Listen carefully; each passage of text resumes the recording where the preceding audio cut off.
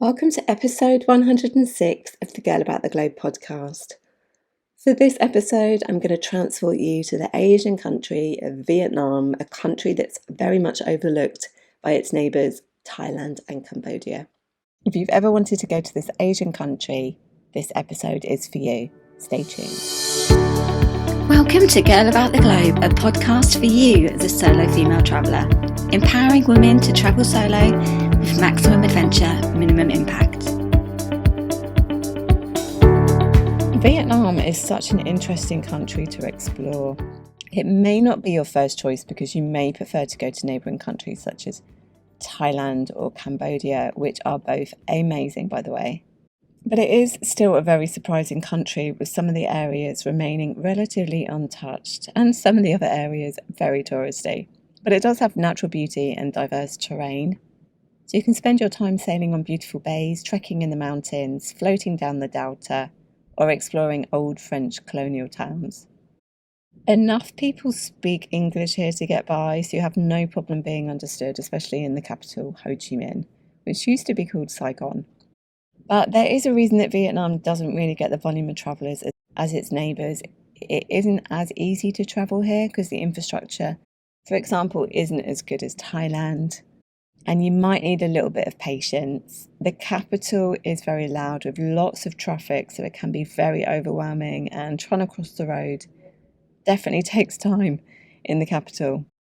The Vietnamese, in my opinion, are very upfront, so expect direct questions and an element of curiosity as to why you're travelling here alone. It is a conservative country, so it does mean that it's respectful to dress modestly when you're not laying on the beach. It doesn't have to mean that you need to completely cover yourself up, but just look at what the locals are wearing and follow in their footsteps. Is Vietnam safe for solo female travellers? Yes, but you do need to be careful with your belongings in the capital city. As with any capital city, Barcelona, London, for example, Paris.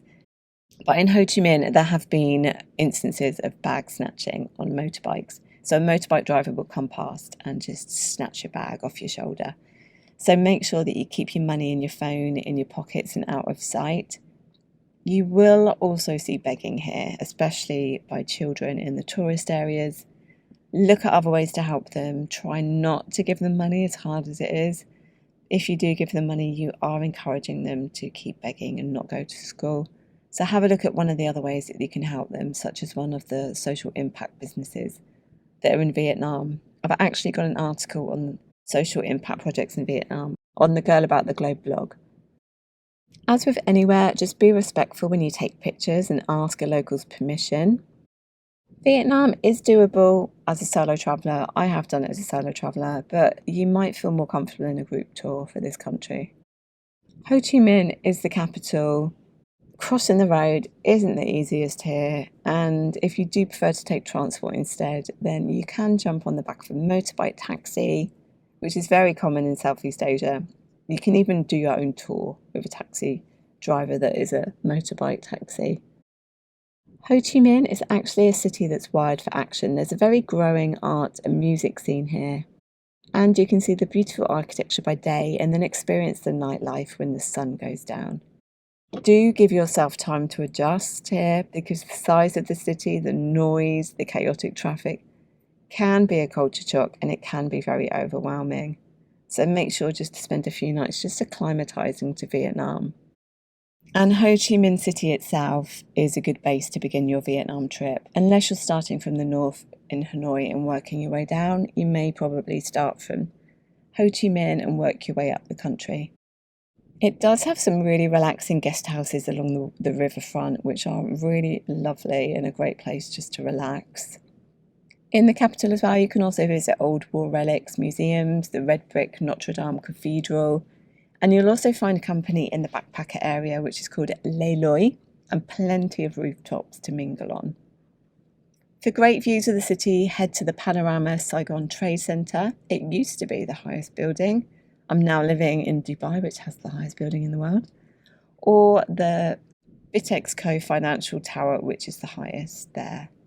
Close to the palace, you can also pick up some cheap goods if you're looking for things like that from Ben Thao Market. One of the places to not miss here is the War Remnants Museum. It's a great place to learn more about the horrific Vietnam War. Do be prepared to get emotional from the narratives that you read, and also the photos from the war are very moving. Victims from the landmines that were left in Vietnam after the Vietnamese War actually work in the souvenir shop there. You can also visit the nearby Cu Chi tunnels, which were used by the Vietnamese during the Vietnam War as a way to transport supplies and as living quarters. It is a very important part of the world's history.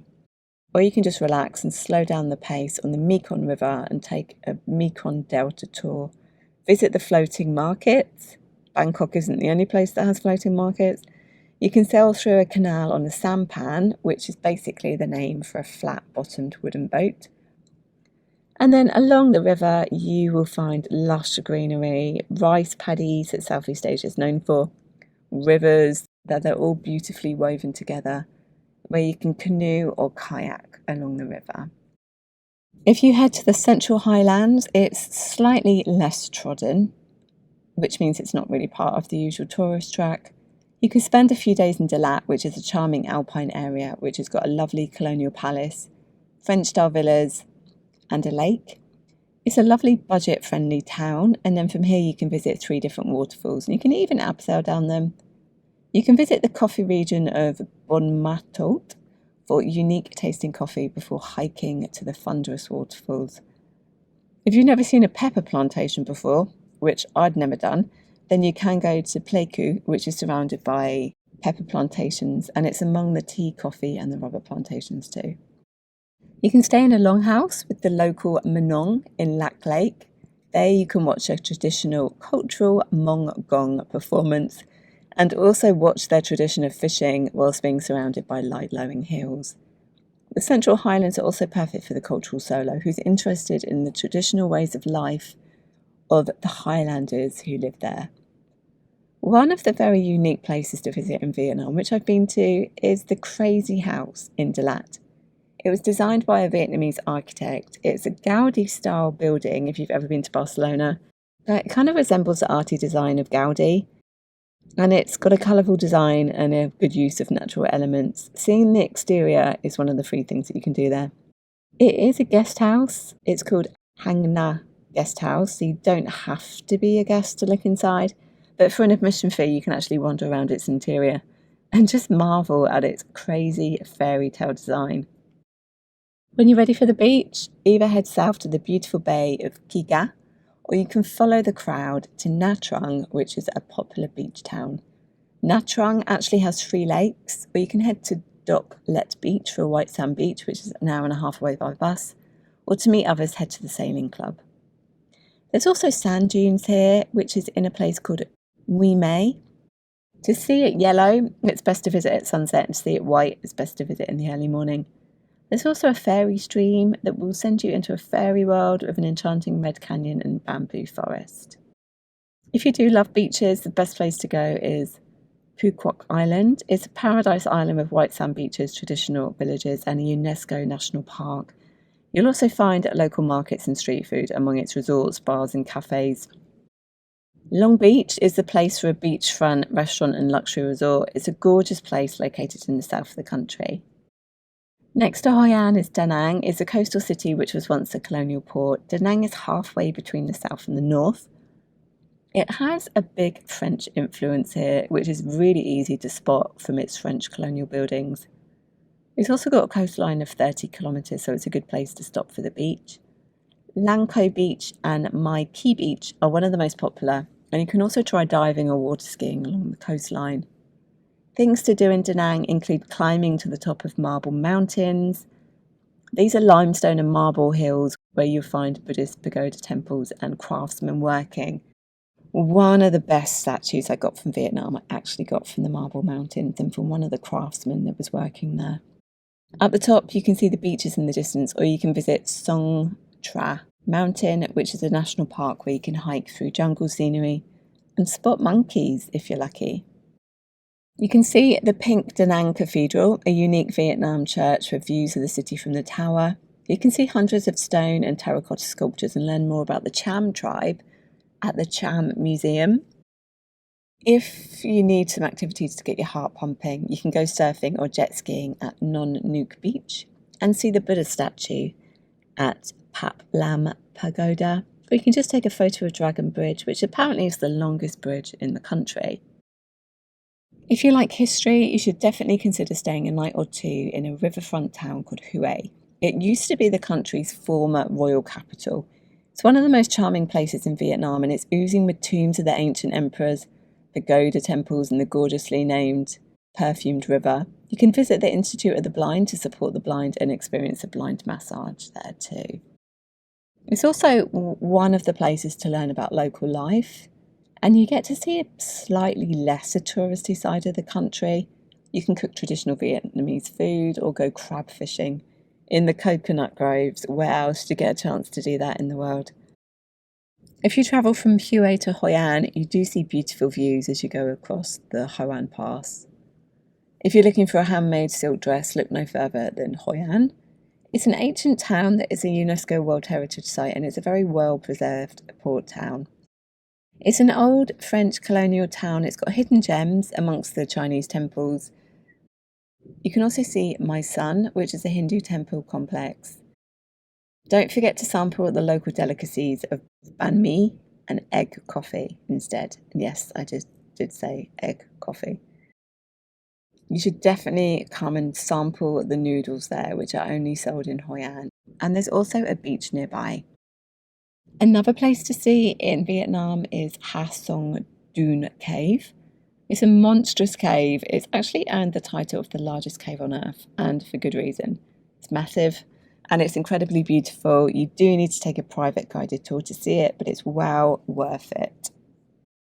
If you get a chance, head up to northern Vietnam. I haven't had a chance to go to northern Vietnam yet, unfortunately.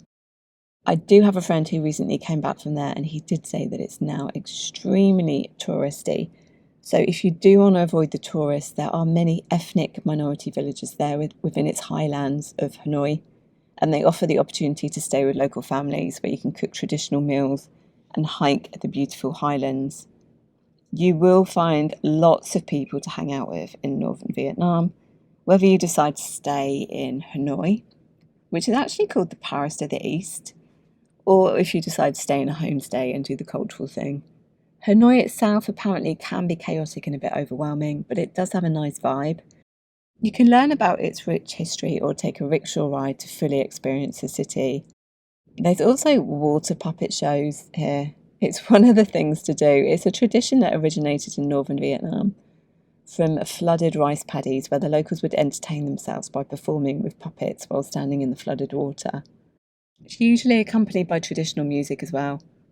And it takes place at the Thang Long Water Puppet Theatre. It lasts for about an hour. If you're in Hanoi as well, make sure to see the Ho Chi Minh Mausoleum, the resting place of Vietnam's most popular leader. Don't know how you feel about seeing people who have actually died, but it's one of the things to do there. My friend has recently visited there, and he said he has very mixed feelings about visiting it. So do think about how you're going to feel about visiting the body of a former leader that is there. If the old quarter of Hanoi gets too much, you can head to the lake to watch the locals doing their morning Tai Chi, or the dancing and downward dogs. You could probably even join in if you wanted to. Hanoi is walkable and it's easy to see the main attractions in one day. Check out the Women's Museum near the lake too, and you can take a street food tour and go on a cruise in Halong Bay. It's meant to be one of the country's most amazing places, but it is very, very touristy. If you're not looking for a tourist experience, maybe avoid taking a cruise in Halong Bay. Most of the sites in Hanoi are quite easy to walk to if you enjoy walking, or you can take one of the motorcycle taxis. But just make sure that you write down the address of where you're going to. One of the other places to go in Vietnam is in the north, and it's called the Phu Long Nature Reserve. It's a place to get off the beaten track and see one of the unexplored places, away from the tourism. There's nature, mountains, valleys and jungles thrown into the Vietnamese mix. You can stay in one of the homestays and learn from the white Thai or the black Thai ethnic communities. create crafts with them, swim in waterfalls and hike the rice paddies. The reserve is 150 kilometres from Hanoi and it's reachable via a private shuttle stopping in Mai Chun on the way. Head even further north from Hanoi into the region of Sapa, which is part of the Lao Cai province. It's 8 hours by overnight train from Hanoi, and it's a beautiful area to hike. It's an endless sea of green mountains and rice paddies that look like something straight out of the movies. Phan Xipang is the highest mountain in Vietnam. It's also located in Sapa and one of the must-sees. From day hikes to multi-day hikes, you'll pass breathtaking views as you trek through rice paddies. You can choose a homestay for an authentic experience. You will need to allow a few days to get there and back. Mai Chau is an area 160 kilometres from Hanoi and it's a good alternative to Sapa. It's known for traditional weaving. Again, you can do a homestay here and learn about their traditional weaving techniques. If you are travelling around by motorbike, Mu Kang Chai is less touristy, but it can be difficult to get to without your own transport. You can continue to explore gorgeous green mountains and rice paddies in Mu Kang Chai. The views never get old, but if you only have time to go to one, Sapa and Mu Kang Chai can be interchanged for pretty much the same effect. This spot is known for its colourful sunsets and the gorgeous yellow that the rice plants turn during harvest.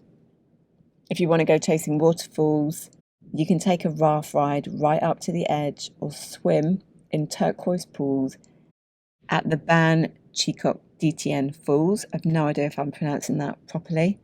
It's definitely going to be very picturesque. As I mentioned before, Halong Bay is extremely touristy. It is a UNESCO World Heritage Site. It's a really popular area, and if you've seen any pictures of Vietnam, you will probably remember it because it has the limestone casts, similar to Thailand, that come out of the bay. Many people come here to scuba dive, kayak and rock climb, or take one of the many cruises. And when I say many, I mean many. The beaches here are stunning and there are beautiful islands to spend the night on with views difficult to beat. It is more pricey than other areas in Vietnam. I have actually heard that they are not very environmentally friendly on the cruise ships, so do your research before taking a cruise in Halong Bay. If you want to avoid the crowds here, you can actually go to Cat Ba Island from Hanoi. You can stay overnight and take the one-day boat trip for less than the price to Halong Bay. There you can hike mountain trails, sunbathe on the beach and walk along the promenade. It's also home to one of the world's most endangered primates called the golden-headed langur. I've never actually seen that. And the last place to visit in Vietnam would be Ninh Binh, which has got endless rice paddies, gorgeous mountains, and it also has the incredible Dragon Mountain viewpoint. You can hike up to the top to see this breathtaking area for yourself. Overall, if you're looking to go to Vietnam, it offers beautiful landscapes, culture, and a historical journey. You may not find it as friendly as Cambodia or Thailand, but if you have been to those two countries, then it is a good place to go to if you want to explore a bit more of Southeast Asia. You might feel more comfortable being here on a group tour. If you do, GatG Adventures do tours there, Intrepid, Stray Travel also do tours there as well. Accommodation in Vietnam, there are so many different types. You can stay in just international Vietnam hotels in the main cities. You can stay in the guest houses along the river in Ho Chi Minh, which is what I did too. There are luxury coastal resorts and beach resorts to budget hostels here.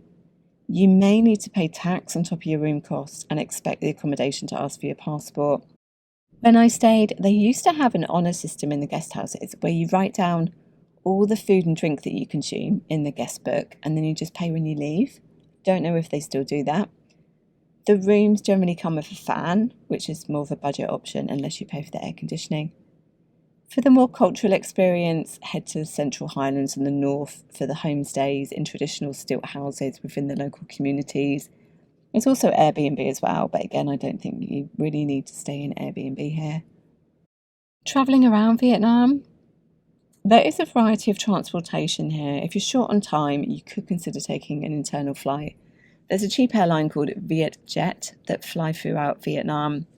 For example, you can fly from Da Nang to Ho Chi Minh City in 1 hour 15 minutes. Then you could travel overland from Da Nang Airport to Hoi An. Vietnam is known for its train travel, and for any places that the trains in Vietnam don't go, you can take minibuses around the country. I've taken quite a few minibuses and they're absolutely fine. Vietnam is a long country, so distances can be vast.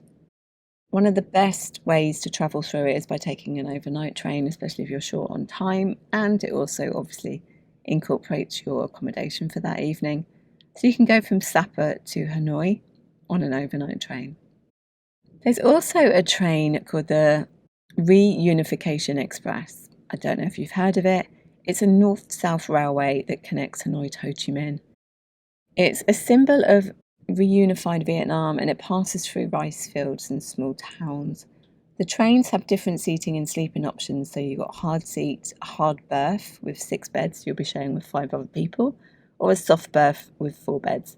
You can always upgrade to a VIP cabin if you don't want to be sharing and you want more privacy. There are also boats and overnight boats, so you can stay in Halong Bay if you do decide to go there and stay overnight there. It's really easy to book the buses there. You can actually book your bus through hostels as you go, especially if you're backpacking. You can just book your route as you go along, or from small tour companies that you'll find all over Vietnam. But one of the fun things to do in Vietnam, which I did, is to be on the back of a motorbike with a hired driver. It's such a cool experience. You can hire a driver to motorbike the Ha Giang Loop, or you can just travel from Hue to Hoi An, for example, and do that sector of your trip with a motorbike driver. They do have Grab or Uber, which is a taxi app. And if you're looking to book your transportation, there is a useful website called Bao Lao, which is Baolau. How long do you need in Vietnam? I'd say you need at least 2 weeks because of the size of the country. If you don't have 2 weeks, look at either spending your time in the south or the north, or you can fly internally to maximise your days. For example, if you only have a week, which is not a long time, you could spend 3 nights in Ho Chi Minh City, 2 nights in Hoi An and 2 nights in Dalat. Or you can spend it in the north, spend 3 nights in Hanoi, then go to Halong Bay or Cat Ba Island for 1 night, and then spend 3 nights in Sapa. Best time to visit Vietnam? Because it's so vast, the climate does vary from region to region. So if it's hot in one destination, it can be colder in another, especially if you go to the Central Highlands, which are obviously the higher up you get, the cooler it becomes.